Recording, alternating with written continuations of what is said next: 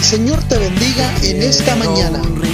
Deseamos que la palabra de Dios sea de bendición para tu vida. Que todo el palacio de un rey,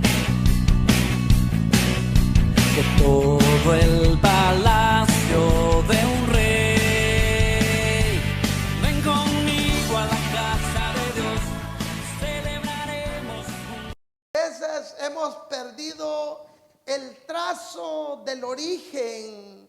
¿Quién lo escribió? ¿A quién se lo escribió? ¿No me le puedes bajar un poquito más, Luisito, por favor? ¿A quién se lo escribió? ¿Cuál era la aplicación?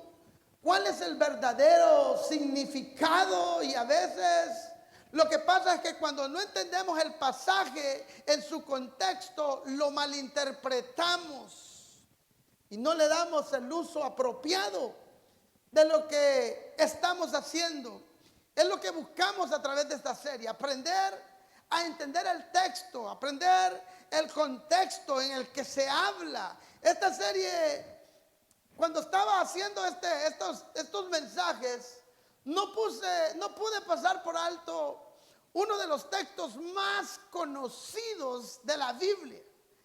Los teólogos han dicho que este versículo es el Evangelio en miniatura, que aquí se resume toda la Biblia. En este texto, quiero que vaya en su Biblia al Evangelio según San Juan, en el capítulo 3 y el versículo 16.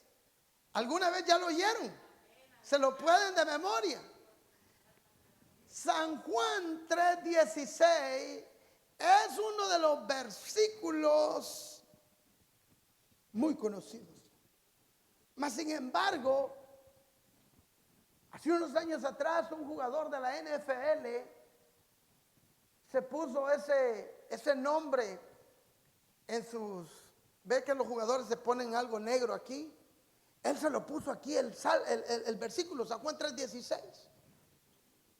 Era una final de la NFL y cuando él terminó de jugar ese día, le llaman, ¿sabes que durante el partido los que te vieron comenzaron a meterse a Google a buscar San Juan 3:16? 84 millones de personas.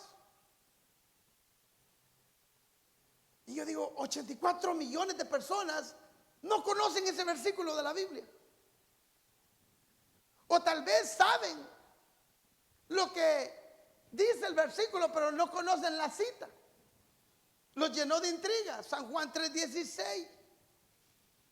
Así es que hoy en esta hora, aunque muchas personas han escuchado ese texto, lo han visto en un bumper sticker en su carro, lo han visto tal vez en algún cuadro que se haya hecho, vamos a entender un poquito más a fondo San Juan 3:16. Dice de la manera siguiente: porque de tal manera amó Dios al mundo, que ha dado a su Hijo unigénito, para que todo aquel que en él cree no se pierda, mas tenga vida eterna. Ah, qué hermoso versículo, ¿verdad? Oh, qué bueno cuando nosotros lo predicamos, lo recitamos, cuando nosotros hablamos de este versículo que muchas veces nos ha servido como entrada, como una introducción para evangelizar a alguien. Pero para que podamos entenderlo un poquito más, yo quiero que vayamos un capítulo antes. En el libro de San Juan, capítulo 2, versículos 23 al 25, habla de que Jesús está comenzando el ministerio. Y dice que estando en Jerusalén, en la fiesta de la Pascua, muchos creyeron en su nombre viendo las señales que hacía. Muchos habían creído a través de las señales que se estaban haciendo. Jesús estaba ya manifestando el poder. Pero Jesús mismo dice, no se fiaba de ellos. Fíjese bien, ellos creían en Jesús, pero Jesús no creía en ellos. Ellos decían que Jesús era poderoso, Pero eso no era suficiente para ellos poder ser los seguidores que Jesús estaba esperando. Pero Jesús mismo no se fiaba de ellos porque conocía a todos, dice. Y no tenía necesidad de que nadie le diese testimonio del hombre, pues él sabía lo que había en el hombre. La gente estaba empezando a creer en Dios. La gente estaba confiando, estaba viendo milagros, y esto pudo ser motivo de alegría para ver que todos aquellos que se acercaban estaban creyendo, pero ellos estaban creyendo en sus milagros. Por eso luego dice que Jesús no confiaba en ellos, porque Jesús conocía perfectamente la naturaleza humana. Jesús sabía bien cómo el ser humano piensa. Él, recuerde, él era 100% Dios, pero también era 100% humano. Y de acuerdo a este pasaje de la Biblia, él podía ver más allá de lo que ese pueblo aparentaba. Él no se dejó llevar por lo que las personas que venían hacia él manifestaban.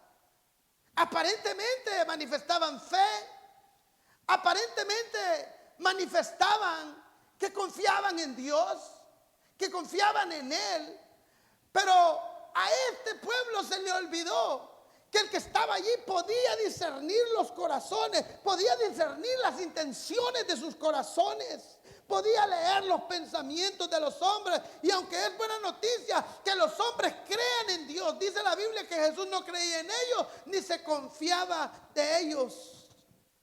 No eran personas de confianza. La Biblia dice que ellos venían a causa de los milagros que Jesús hacía. En otras palabras, esa gente venía por conveniencia, porque no estaban realmente comprometidos. No estaban realmente interesados en seguir a Jesús como los discípulos. A ellos solo les interesaba que Jesús les pudiera dar una comida. Quiero ver cuando Jesús sane a alguien. Ha de haber sido bonito de verlo. Pero realmente eso no iba a traer nada a sus vidas.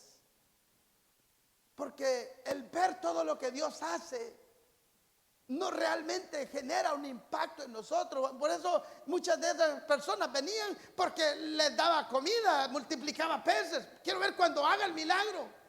Lo utilizaban como un hombre que hacía un show y quería ver cómo lo hacía, dónde estaba el truco. Y en medio de eso, quizás muchos de ellos ya llevaban sus loncheritas para llevar. Ya que Jesús va a multiplicar, voy a pedir para llevar, ¿verdad? A un pastor una vez le preguntaron: ¿cuántos son los miembros en su iglesia, pastor? Y él dijo: ¿con tamales o sin tamales? Porque cuando damos tamales hay muchos, y sin tamales hay pocos, ¿verdad? Y eso pasa en todo lugar. En todo lugar. Donde hay comida siempre va a haber bastante gente, hermano. Muchos de ellos lo seguían por un interés, porque estaban interesados en una sanidad. Estaban interesados en ver un milagro.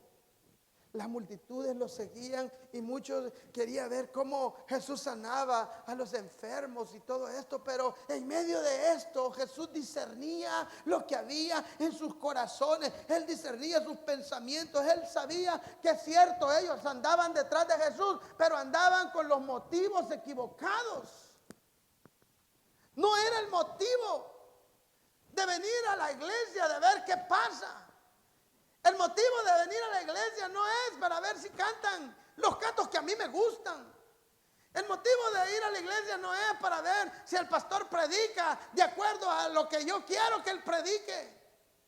El motivo de seguir a Jesús debe de ser un motivo más profundo, debe de ser un motivo que nos comprometa. Debe de ser un motivo que nos lleve cada día a tener una expectativa de lo que Dios va a hacer a mi vida, de lo que Dios va a hacer conmigo, de lo que Dios quiere de mí, de lo que Dios busca de mí, de qué los anhelos que Dios tiene de este servidor para que le sirva y para que viva en su voluntad. Dios no está interesado en cumplir tus motivos. Dios quiere que tú le alabes y que tú le glorifiques. Él quiere que tú vivas bajo la voluntad de Dios. Pero vivir bajo la voluntad de Dios es algo que no mucha gente le gusta hacer. Yo quiero hacer mi propia voluntad, dicen muchos. Yo no quiero que me digan nada en la iglesia. Yo no quiero que me reprendan. Yo no quiero que me exhorten. A mí me gusta que me hablen bonito. Pero la palabra de Dios no es así. Jesús no todo el tiempo tenía una palabra suave para las personas. Entonces, a través de estos versículos, entendemos dos cosas muy importantes. Una, que Dios puede discernir las intenciones de nuestro corazón. ¿Cuáles son nuestros motivos por los que venimos a la iglesia? ¿Cuáles son nuestros motivos porque manejamos o caminamos por el mundo con la bandera cristiana? ¿Cuál era el motivo? A usted lo puedo engañar. A mi esposa la puedo engañar. En mi trabajo los puedo engañar. Pero a Dios no lo puedo engañar. Él discierne las intenciones de mi corazón. Él sabe lo que hay muy dentro de mí. Yo puedo fingir, pero ese fingimiento no va a engañar a Dios. Número 2, que hay una fe que puede quedar corta para salvarnos. Hoy en día toda la gente tiene fe, pero es una fe humana. Es una fe de apariencia.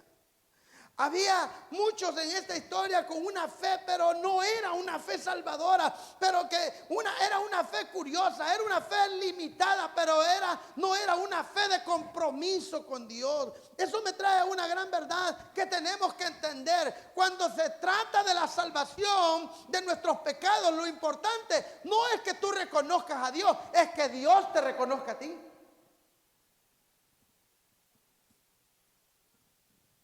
Porque en el caminar del Señor, yo he visto tanta gente que viene a los pies del Señor.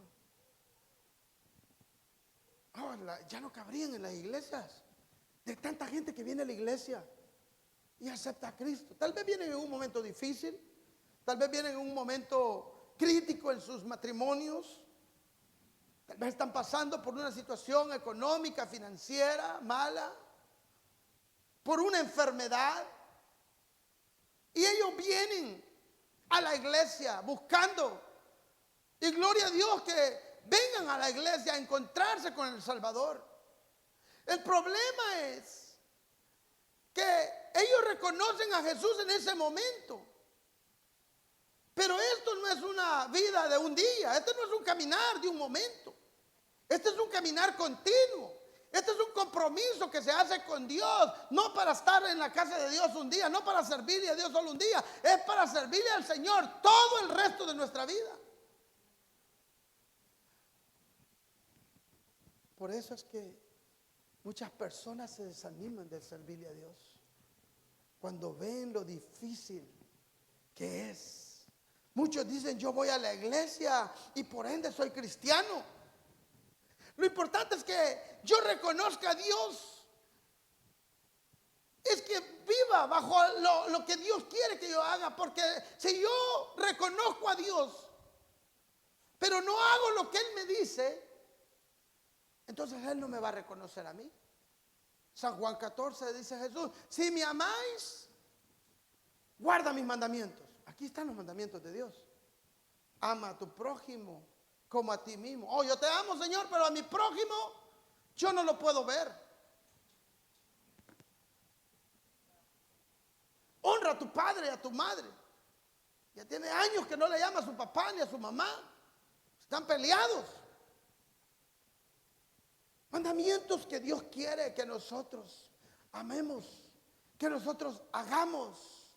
Esa es la razón por la cual hoy en día el 75% en la nación americana profesa ser cristiano, profesa servirle a Dios, pero no da un contraste en ver la situación que vive la nación cuando la mayoría de ellos son cristianos, Cuando la mayoría profesamos servirle a Dios, ¿por qué las situaciones están como están? ¿Por qué hay violencia? ¿Por qué hay tanta maldad? ¿Por qué hay tanta inmoralidad? ¿No deberíamos nosotros los cristianos contagiar a este mundo, contagiar a esta ciudad, contagiar a esta nación? Mas sin embargo, no son todos los que se comprometen con Dios. Todos dicen Jesús me ama, porque de tal manera Dios amó al mundo. Dios me ama, a todo el mundo le encanta sentirse bien, sabiendo que Dios le ama. Mas sin embargo, la pregunta debe de ser al revés. ¿Amas tú a Dios lo suficiente como para comprometerte con Él?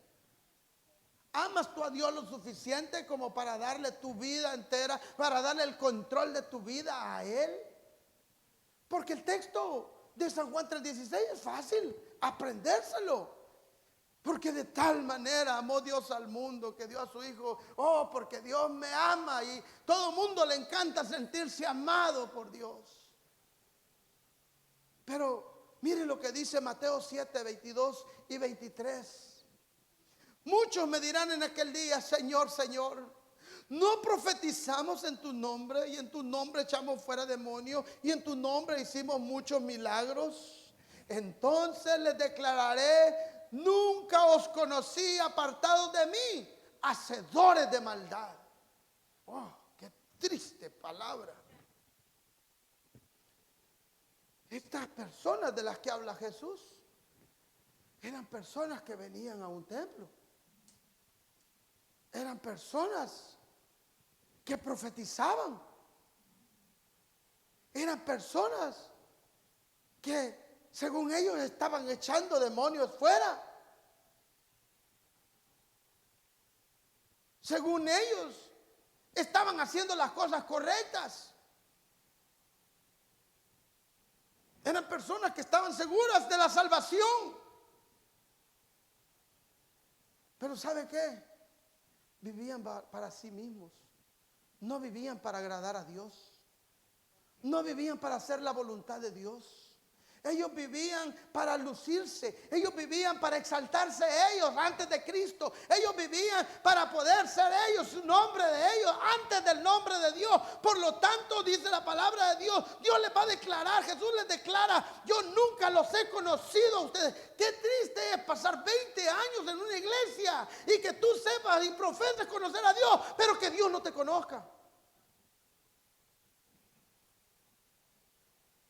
Qué triste que esté viviendo un evangelio barato, un evangelio diluido, un evangelio sin compromiso de servirle a Dios. No, mis amados hermanos, el camino del evangelio es un camino de determinación, es un camino de una decisión firme. No que hoy le sirvo y mañana no. No que hoy sí y mañana no. Esto no funciona así, amado hermano. Esto funciona determinar. Josué se confrontó al pueblo de Israel y les dijo: escogeos pues a quién van a servir.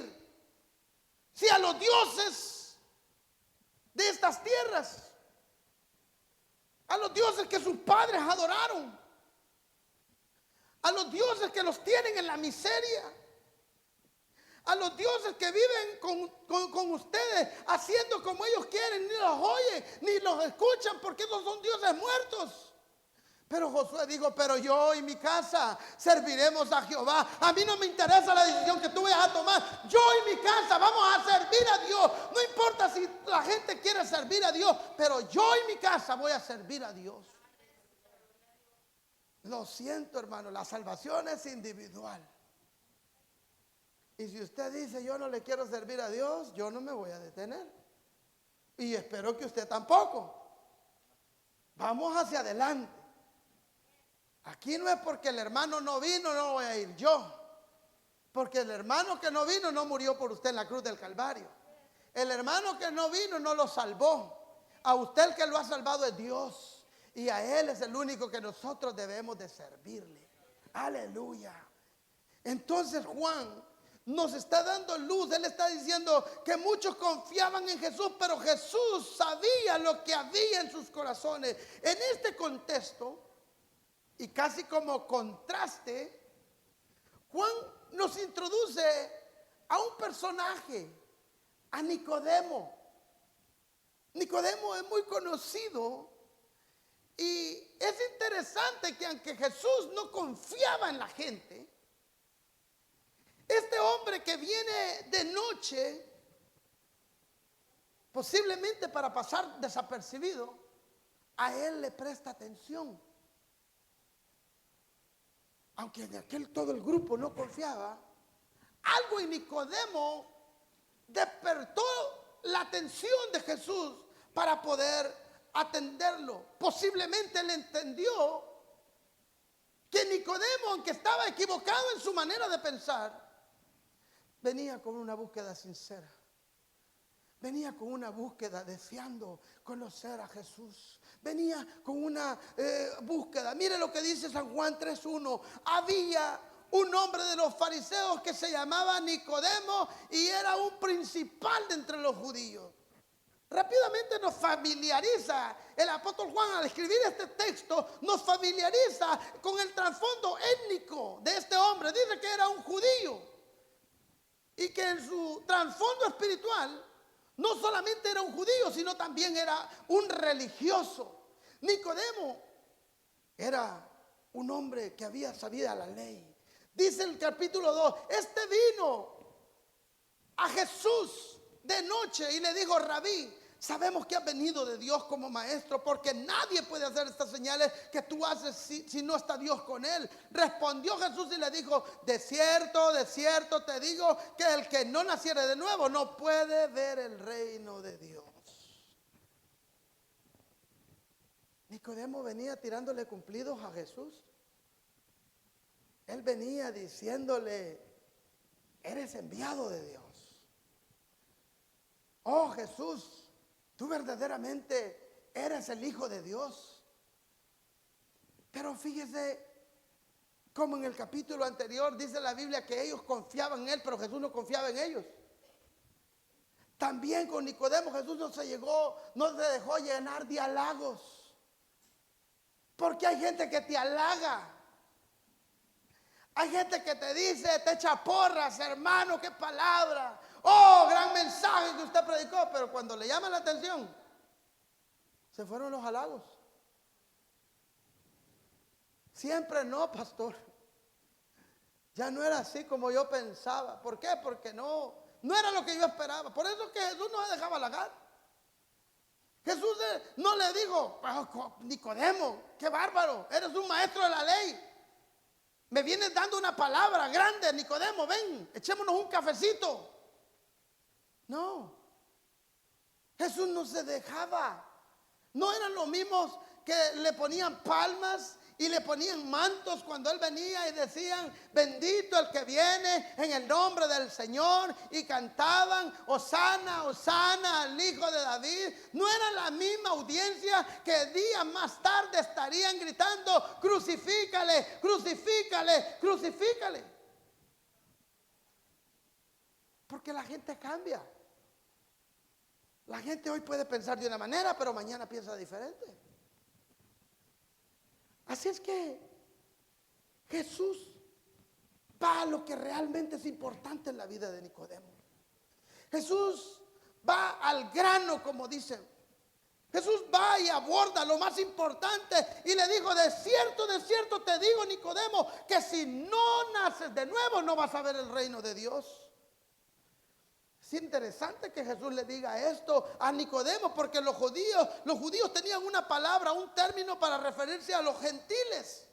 Cuando el gentil abandonaba sus religiones paganas, cuando el gentil se convertía al judaísmo, los judíos tenían un término que decían: este ha renacido. Así se le decía a un judío, a un gentil que dejaba todos los dioses a los cuales ellos estaban acostumbrados a servir y adoraban a Dios. Era visto como un gentil que había renacido. Entonces, renacido era un término que se utilizaba para un gentil que no conocía a Dios. Pero aquí Jesús no habla con un gentil, aquí está hablando con un judío. Y no cualquier judío. Un judío religioso, un fariseo de hueso colorado. Era integrantes del Sanedrín. Solamente 71 personas podían integrar este grupo. O sea, él era de la élite, era parte de la crema innata, de las personas que juzgaban y que aplicaban la ley para que la ley se llevara a cabo. Mas sin embargo, aunque este era un maestro y era un hombre respetado en todo Israel, en cuanto al judaísmo, en cuanto a la fe de los judíos, Jesús le dice: Nicodemo, tienes que nacer de nuevo. Si quieres ver a Dios, tienes que nacer de nuevo. Hoy en día que le preguntamos a la gente: ¿y usted es cristiano? Dice: pues mi abuelo iba a la iglesia. ¿Usted es cristiano? Sí, yo le servía al Señor allá por 98, 97. Hoy tengo como 3 años de no ir. Mi papá fueron pastores. Pero la pregunta no es quiénes fueron alrededor de ti cristianos. Jesús va al centro y la pregunta es personal. La pregunta es individual. ¿Por qué? Porque yo no me voy a salvar porque mi esposa viva una vida agradable a Dios. Yo no me voy a salvar porque ella ora, porque ella ayuna, porque ella lee la Biblia. La salvación es individual. Y cada uno de nosotros somos los responsables de mantener esa salvación. Somos los responsables de darnos cuenta si en realidad nosotros podemos o calificamos para servir. Mire, por eso es que hay mucha gente que anda buscando aprobación de los demás. Por eso es que hay gente que va a iglesias donde le dicen: usted está salvo, aunque esté en pecado, usted es salvo, usted no se preocupe, usted viva como quiera. Que el Señor reprenda al diablo, hermano. ¿Por qué? Porque lo están condenando a una condenación, a llegar donde está Jesús y que le diga: nunca te conocí yo a ti. Yo prefiero decirle la verdad aquí, que usted se vaya con esa verdad, porque la verdad lo va a hacer libre. La verdad es la que nos hace libre. Así es que este hombre entra en una conversación. Mire lo que dice capítulo 3, versículo 4. Nicodemo le dijo: ¿cómo puede un hombre nacer siendo viejo? ¿Acaso puede entrar por segunda vez en el vientre de su madre y nacer? Respondió Jesús: de cierto te digo que el que no naciere de agua y del Espíritu no puede entrar en el reino de Dios. Aquí Jesús hace un juego de palabras, porque los judíos le llamaban a nacer del agua cuando la fuente de la mujer embarazada se rompía para que este nuevo bebé viniera a este mundo. El agua también no era solamente lo que creían los judíos, sino que el agua es símbolo de la palabra de Dios. Y Jesús le dice: tienes que nacer del agua y tienes que nacer del Espíritu. El ser humano solo puede producir la vida humana, pero la vida espiritual es de aquel que nace del Espíritu. Es de aquel que escucha la palabra de Dios. Dice la Biblia que la fe viene por el oír. No por el haber oído, por el oír. Quiere decir que constantemente tenemos que estar escuchando la palabra. La fe viene por el oír. Si usted descuida el oír la palabra de Dios, su fe va a ir menguando.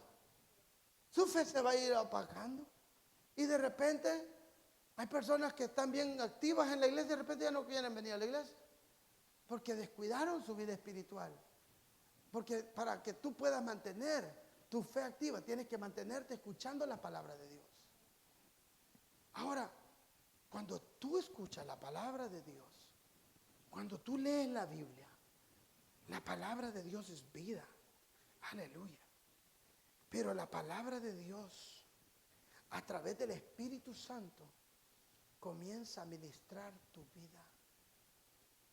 A través del Espíritu Santo, comienza a hablarte a tus necesidades. Comienza a hablarte a las cosas que necesitan ser cambiadas en ti. Y el Espíritu Santo está dispuesto a trabajar en cada persona. El Espíritu Santo está dispuesto a cumplir la obra que, aleluya, que Dios quiere que se cumpla en ti. Pero tú tienes que darle lugar al Espíritu Santo. Tú tienes que quitar todas las barreras que evitan que el Espíritu Santo llegue y haga algo en tu vida, aleluya. ¿Qué tienes que quitar? Muchas veces el orgullo. El Espíritu Santo no puede trabajar en una persona que sea orgullosa. En una persona que cree que lo sabe todo, no puede trabajar el Espíritu Santo. Tienes que bajar las defensas.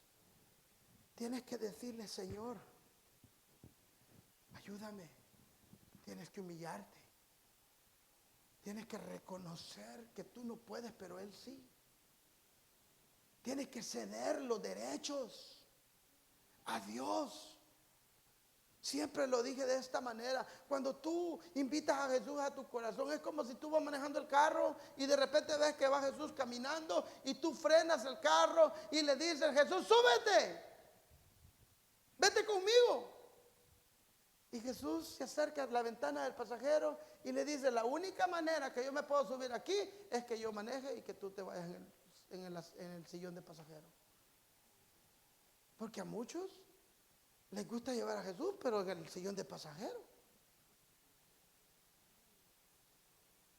Porque en el sillón de pasajero yo voy donde yo quiera ir. Hago lo que yo quiero hacer. Pero si Jesús va manejando, vamos donde Él quiere que nosotros vayamos. Hacemos lo que Él quiere que nosotros hagamos.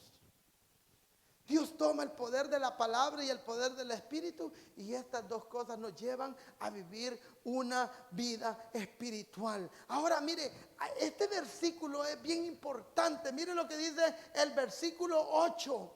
El viento sopla de donde quiere. Yo creo que no lo puse allí. No lo tengo aquí marcado que lo puse. Mire Juan 3:8. Allí lo tiene usted en su Biblia y allí lo puede leer también. El viento sopla de donde quiere y oye su sonido, mas ni sabe de dónde viene ni a dónde va. Así es aquel que es nacido de nuevo, aleluya. Fíjate que muchas veces nosotros los cristianos tenemos un hábito muy feo de querer jugar el papel de Dios cuando se trata de ratificar la salvación en una persona. Vemos que hay personas que se convierten al Señor, pero todos tenemos un proceso. Yo tuve mi proceso. Mi hermano, ustedes han tenido un proceso. Y en todo Dios trabaja de la misma manera, de diferente manera. El problema es que cuando alguien le da su vida al Señor, siempre hay personas que están viendo para querer dar el visto bueno o el visto malo, si esa persona realmente le está sirviendo a Dios. Hace unos meses atrás vimos a un cantante famoso del género urbano llamado Farruko. Las redes sociales se llenaron. Todos, una línea de cristianos. Yo no creo que ese hombre yo no creo que ese arrepentimiento sea genuino. Yo no creo que ese de seguro lo ha hecho porque quiere ganar más dinero. Hermano, le voy a decir algo. Si por eso lo hubiera hecho, se va a la quiebra ese hombre. Porque a nosotros los cristianos no nos gusta invertir en eso. Bájame la canción del YouTube ahí. ¿Para qué voy a comprar el CD? Bájamela ahí del YouTube. Pero jugamos el papel de Dios, aprobando quién es cristiano y quién es no. Queremos creer que Dios a unos sí los puede salvar y a otros no. Mire, si no somos tremendos, queremos cuestionar la conversión. Yo digo, tanto le pedimos a Dios que cambie personas, pero cuando las cambian somos nosotros los que no lo aceptamos. Le pedimos a Dios que haga algo, pero como Ananías. Yo me imagino que la iglesia primitiva estuvo orando por Saulo de Tarso. Le estuvo diciendo: Señor, quítanos a ese hombre de encima. Era un perseguidor del evangelio. Era un hombre que respiraba en contra de los cristianos. Y un día Dios le habla a Ananías y le dice: ve a orar por Saulo. Y Ananías, en vez de decirle: gracias, Señor, porque hiciste la obra, gracias, Señor, ese hombre es malo. Ese hombre es el que mató a varios, ha matado a varios, Señor. ¿No a veces somos así nosotros? Que lejos de ver o pensar que Dios puede hacer algo en mi hermano, mejor lo critico. Mejor digo algo que no va a edificar su vida. Muchas personas son capaces de hablar de otras personas, son capaces de reunirse para criticar a otras personas, pero nunca han orado porque esa persona cambie. Me encanta una frase en inglés que dice: if you don't pray about it, you don't talk about it. Si tú no hablas, si tú no oras por él, no hables de él. Porque para la crítica somos buenos. Jesús le dijo a Nicodemo: el viento sopla de donde quiera y para donde quiera, y no hay nada que tú puedas hacer al respecto, Nicodemo. No lo puedes controlar en lo absoluto. En otras palabras, lo que Jesús le estaba diciendo a Nicodemo es: tu opinión no importa tanto como tú crees que importa, Nicodemo.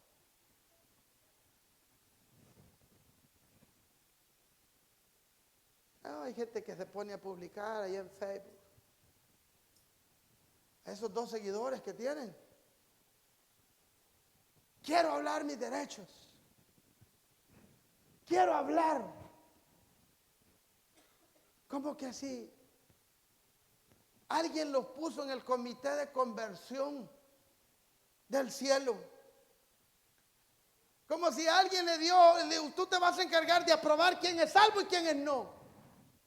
El único que aprueba quién es salvo y quién es no se llama Jesús, amado hermano.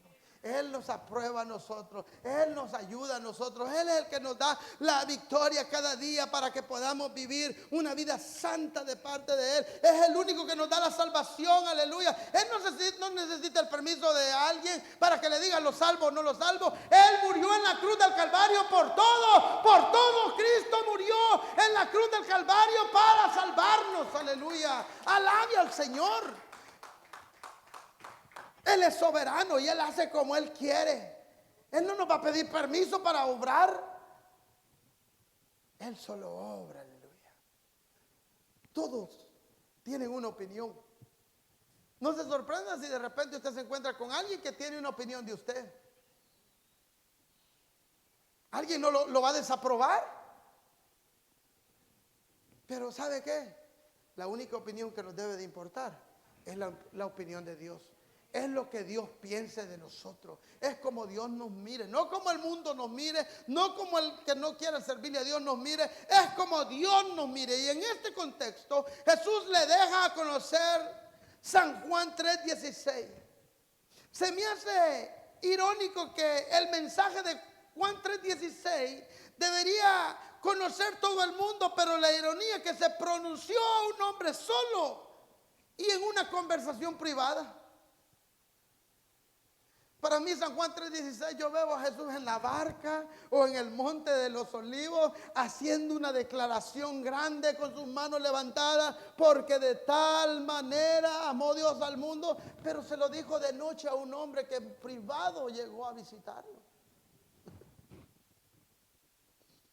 Una conversión de un tipo llamado Nicodemo, porque Dios quiere salvarlos a todos.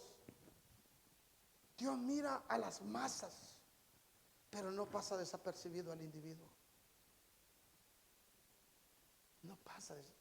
La mujer del flujo de sangre, todo el mundo en la multitud lo apretaban, todos querían estar cerca de Jesús. Aquella mujer decía: si tan solo tocara el borde de su manto, yo voy a ser sana. Si tan solo llego. Yo no sé qué tanto tuvo que abrirse paso esa mujer. Yo no sé qué tanto le costó llegar hasta allí, aleluya. Y podría ser una más del montón, podría ser una más de toda la multitud que venía siguiendo a Jesús. Jesús estaba contento que venía la gran multitud, pero en medio de todo ello, una mujer llamó su atención. ¿Por qué? Porque Jesús mira a las multitudes, pero no pasa por desapercibido aquellos que se acercan con el deseo de ser tocados por Dios, con el deseo de ser cambiados cambiados por Dios, porque de tal manera amó Dios al mundo, pero también te ama a ti y me ama a mí, aleluya. El evangelio es para todos, pero también es para mí. Dios nunca pasa por alto a un solo individuo tratando de alcanzar a los demás. Yo estoy en la mirada de Dios para poder alcanzar la salvación. Podemos sacar algunos puntos de esto. Y el punto número 1 es el alcance del amor de Dios.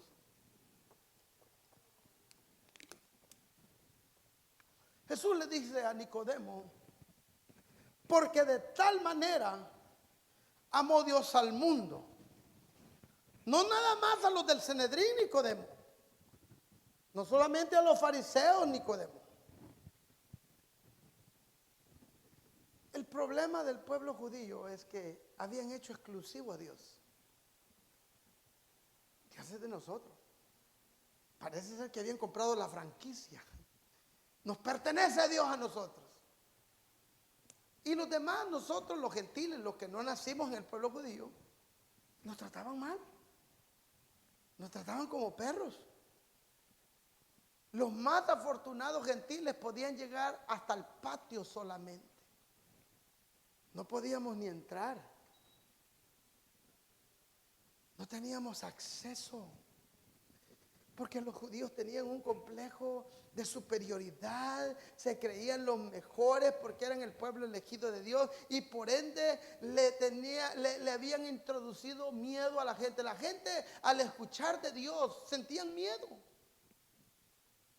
Y los fariseos habían aprendido a manipular ese miedo. Habían aprendido a usar la manipulación para enmiedar a la gente. Y hay gente que le encanta usar la manipulación para poder convencer a otro. Si no lo haces, Dios te va a castigar. Es que si no haces esto, ya veo el hacial de Dios cayendo sobre tu espalda. Y con miedo las cosas no funcionan, hermano. Yo le puedo decir a mi esposa, mira, si no te quedas conmigo, te voy a matar. Voy a matar a los hijos. Si tú no te quieres quedar conmigo, yo te voy a tratar mal. Pero tú tienes que estar conmigo. ¿Usted cree que va a ser amor eso? No, porque ella va a estar conmigo por miedo. Y las cosas por miedo no funcionan.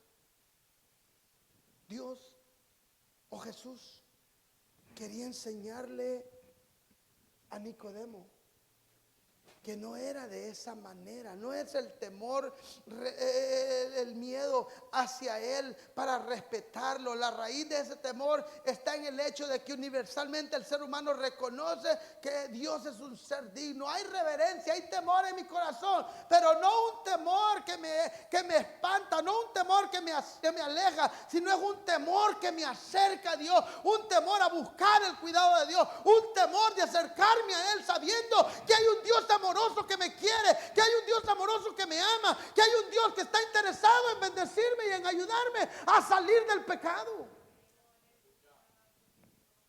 Por eso es que cuando la gente busca a Dios por miedo, luego se va. Porque vino a tratar de acercarse a Dios cuando el doctor le detectó cáncer. Y a la siguiente semana el doctor le dijo que había sido una equivocación y dijo, bueno, ya no necesito a Dios. Traen a Dios, pero como la llanta de repuesto para una emergencia. Por si la necesito, aquí la llevo conmigo. Por eso es que muchas personas dicen, Dios me ama porque de tal manera amó Dios al mundo. Pero realmente, fuera del contexto, este versículo no le va a ayudar. Porque ¿de qué sirve que yo cargue con la conciencia de que Dios me ame, pero qué tanto yo lo amo a Él? ¿Qué tanto yo me comprometo con Él? Los fariseos manipulaban el temor de Dios en la gente para tenerlos controlados. Pero Jesús viene con una esperanza cuando dijo, Dios amó al mundo. Miren lo que dice primera de Juan 4:8. Me encanta este versículo. El que no ama, no ha conocido a Dios. Porque Dios es Amor. ¿Cuántos aman en esta mañana? Aman a la suegra. Aleluya. Al vecino que son las 3 de la mañana y no para las rancheras, lo ama. Al que no le pagó,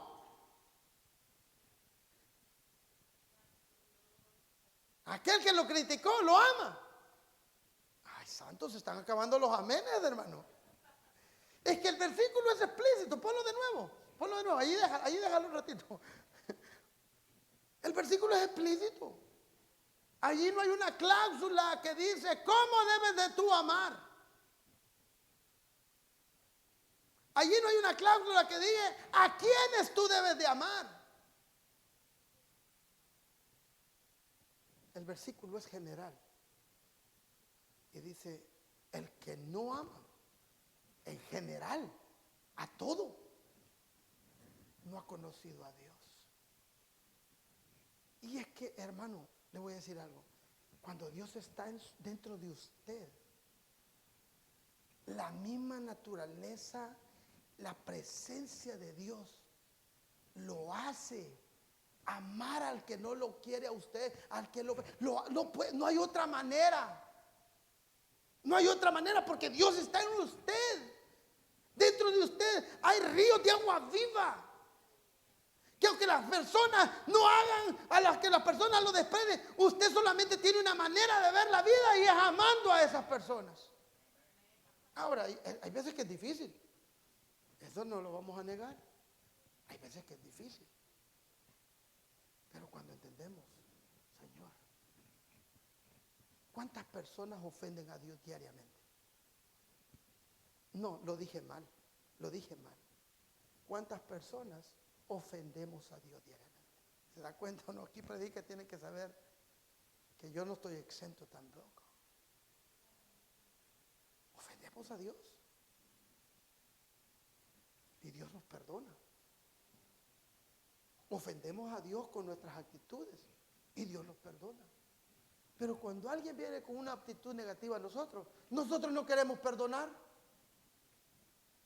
Me encantó lo que alguien dijo y dijo: cuando tú te rehusas a perdonar, pones tus estándares más altos que los estándares de Dios, porque Dios es perdonador. Tremendo, tremendo. El amor de Dios hacia nosotros es algo que debemos entender. El alcance del amor de Dios no tiene límite. No importa la situación o el pasado de una persona, Él nos ama, Él quiere salvarnos, Él quiere que nosotros podamos venir hacia Él. Él quiere rescatarnos, porque el Hijo del Hombre vino a buscar y a salvar lo que se había perdido, lo que la sociedad daba por perdido. Jesús vino a levantarlo, lo que la sociedad ya no podía hacer nada por ello. Jesús vino a levantarlo. Él vino a amar al mundo a una manera tan grande que dio su vida, aleluya, en la cruz del Calvario. Esto me lleva al punto número 2. El costo del amor de Dios. Es que la salvación es gratis, decimos, ¿verdad? Ya hemos escuchado eso, ¿verdad? La salvación es gratis. La salvación está disponible para nosotros, pero tuvo un gran precio. La vida del Hijo de Dios, el sufrimiento de Jesús. Fue Dios quien le puso precio al pecado. Y como fue Dios quien le puso precio al pecado, el precio solamente lo podía pagar Dios. Romanos 6:23 dice: porque la paga del pecado es muerte. La paga del pecado es muerte. A veces podemos pensar: ¿por qué una pena tan severa para el pecado? Sencillo, porque Dios conoce el poder destructivo en la la vida de su creación y conoce que el pecado es lo que nos separa de Él. Y Él anhela estar con nosotros. Él anhela a la humanidad. Él desea la comunión entre el ser humano y Él. Pero el pecado, dice Isaías, ha causado división entre ustedes y yo para que yo no oiga sus oraciones. Es el pecado lo que tiene a la gente aislada de Dios. Es el pecado lo que le dice a las personas: tú no puedes orar, Dios no te escucha. Es el pecado que aísla al ser humano de acercarse a la presencia de Dios. Es el pecado. ¿Qué pasó con Adán? No tenían una comunión continua con Dios. Adán y Eva no hablaban todos los días. ¿Se ha puesto a pensar de qué hablaba Adán con Dios? ¿Qué nivel de conocimiento tenía Adán para poder hablar con Dios? Hermano, yo he hablado con personas profesionales, abogados, ingenieros, licenciados, y hasta me dan temorcito de hablar con esa gente que sabe mucho. Y digo yo, donde nos metamos a la Biblia, ahí sí me les abalanzo yo.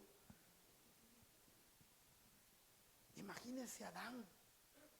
Qué gran sabiduría de hombre tendría Adán.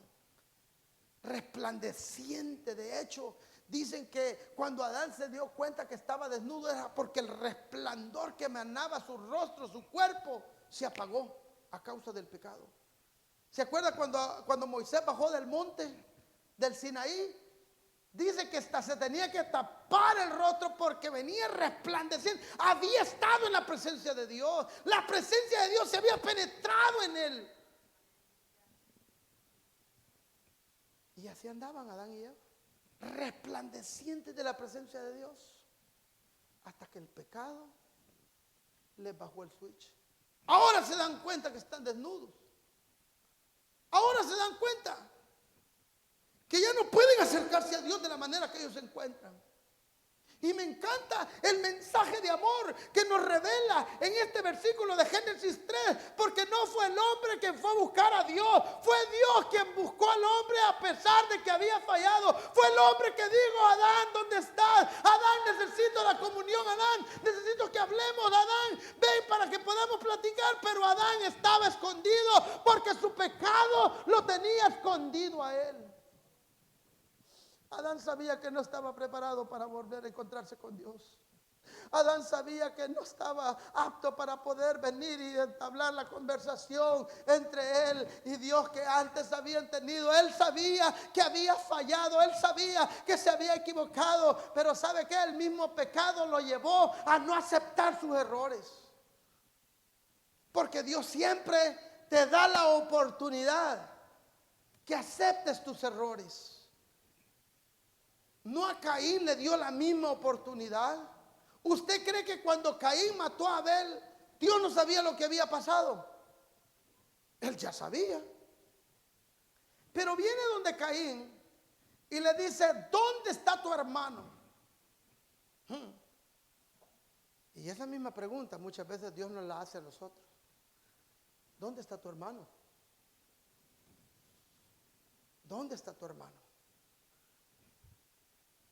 ¿Y cómo respondió Caín? Sarcástico, grosero con Dios. ¿Acaso yo soy el guarda de mi hermano? Y cuando dijo Dios: bueno, tus mismas palabras te acaban de condenar. Porque tú bien me pudiste decir: Señor, perdóname, yo lo maté. Me dejé llevar por el pecado, ayúdame, me siento mal. ¿Cómo hubiera podido cambiar todo para Caín? Pero como no aceptó su error, él recibió su castigo. Porque Dios, antes de castigar a alguien, le da la oportunidad para cambiar. Le da la oportunidad para cambiar. Por eso Dios pudo castigar a la humanidad. Dios pudo condenar a toda la humanidad, ver la maldad en el corazón del hombre, ver el desprecio del hombre hacia él. Él la pudo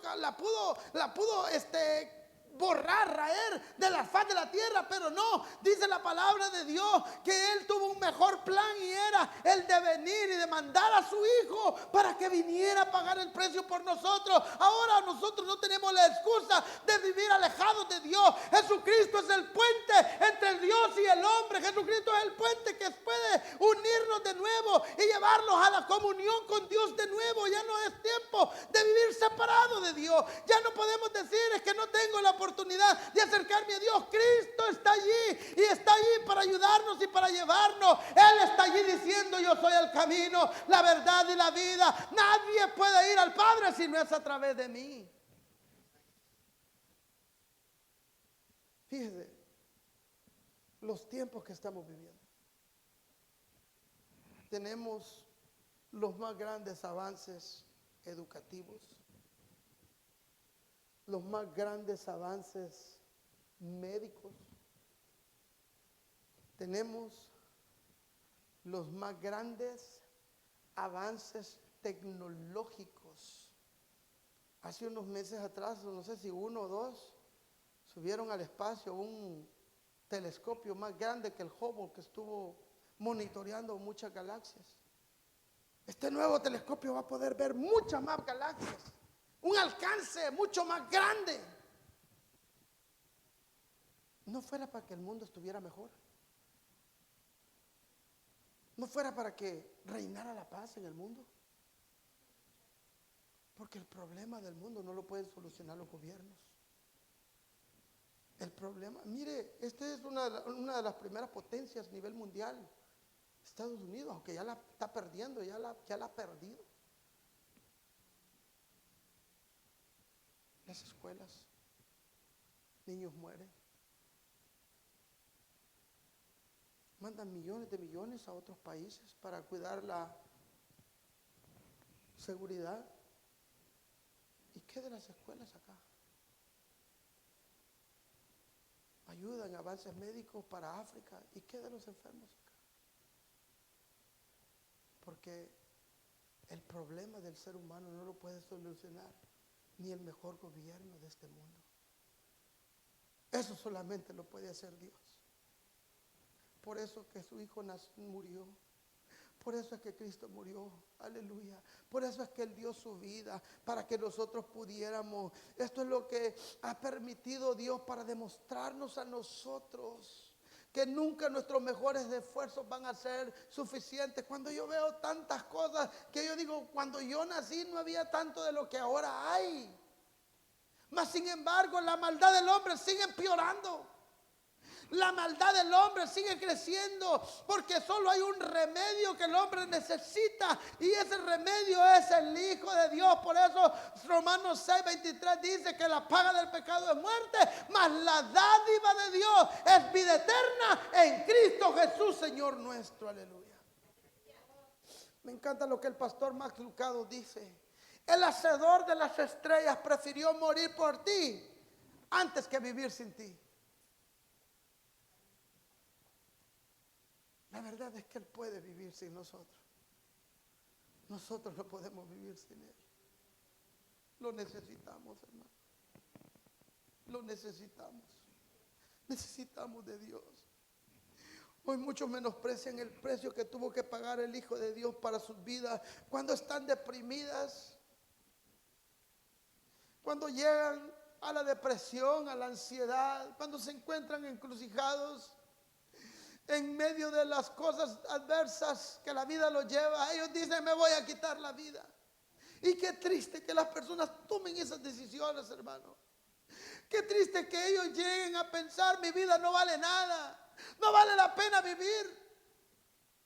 Cuando la vida de esa persona vale la sangre de Cristo que fue derramada en la cruz del Calvario. Cuando el enemigo ha engañado a tantas personas haciéndolas sentir inferiores. Cuando Dios quiere levantarnos, quiere restaurarnos y quiere que volvamos a ser, aleluya, esos hombres y mujeres que Dios, aleluya, busca para cumplir propósitos grandes en la vida.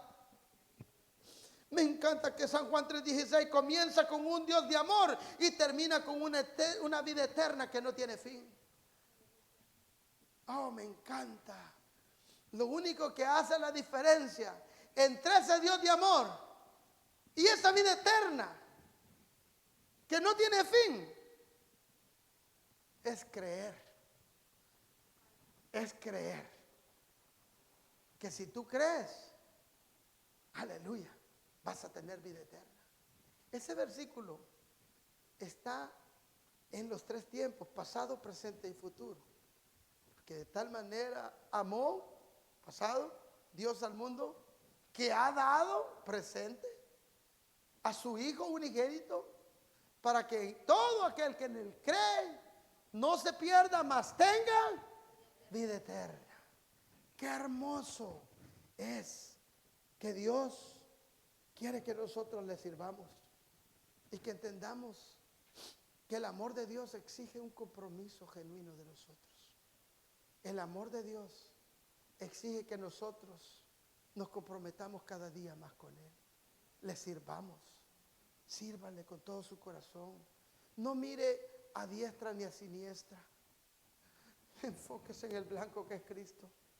No mire el que falló, el que no falló. Enfóquese en el blanco que es Cristo. No mire, aleluya, las mentiras que el enemigo quiera que usted crea. Enfóquese en la palabra de verdad y conoceréis la verdad y la verdad os hará libres. Aleluya. ¿Cuántos son libres en el Señor? ¿Cuántos pueden decir, yo tengo la libertad de Dios en mi vida? Alábele, alábele, alábele, porque esa libertad vale un precio. Esa libertad no fue gratis. Esa libertad fue el Hijo de Dios quien tuvo que pagar ese precio por mi pecado y por su pecado, hermano. Es tiempo de vivir vidas santas. Es tiempo de vivir vidas santas. Es tiempo de vivir vidas comprometidas con Dios. Es tiempo de vivir vidas que agraden a Dios. Aleluya. De nada sirve venir todos los domingos, miércoles y viernes a la iglesia si no nos hemos comprometido con Dios. De nada sirve.